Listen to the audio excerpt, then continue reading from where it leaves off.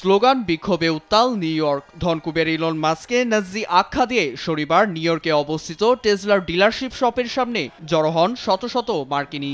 সরকারের ব্যয় কমানোর নামে নির্বিচারে কর্মী ছাঁটাই করায় গভর্নমেন্ট এফিসিয়েন্সি ডিওজি এর প্রধান ইলনের বিরুদ্ধে ক্ষোভে ফেটে পড়েন তারা। সে সময় মার্কিন প্রশাসনের অনির্বাচিত পদ থেকে টেসলা প্রধানকে পদত্যাগের দাবি জানান বিক্ষোভকারীরা। হাতুড়ি দিয়ে একটি প্রতীকী ইলেকট্রিক গাড়ি ভেঙে ইলনের প্রতিষ্ঠান টেসলার সব পণ্য বয়কটের ডাক দেন তারা। যুক্তরাষ্ট্র আগের মতো গণতান্ত্রিক রূপ ফিরে পাক, সেটাই আমাদের চাওয়া। আশা করছি ইলন শিগগিরই তার অনির্বাচিত পদ থেকে পদত্যাগ করবে, চাকরিচ্যুতরা কাজে ফিরে আসুক। সেই দাবিতেই আজ আমরা এখানে। আমরা আগের মতোই স্বাধীনভাবে বাঁচতে চাই।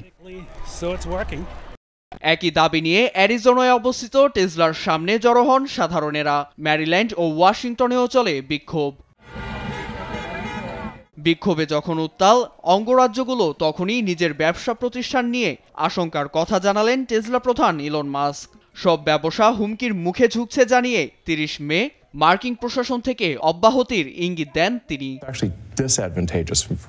মার্কিন প্রশাসনে থাকায় আমার প্রতিষ্ঠানগুলো ঝুঁকিতে পড়ছে। যখন সরকারে ছিলাম না তখন প্রতিষ্ঠানের জন্য সবকিছুই করতে পারতাম, কিন্তু এখন সম্ভব হচ্ছে না। এদিকে যুক্তরাষ্ট্র ছাড়িয়ে জার্মানি যুক্তরাজ্যেও উঠেছে টেসলা বয়কটের ডাক। চাকরিচ্যুতদের সমর্থনে বিক্ষোভে নেমেছেন তারাও।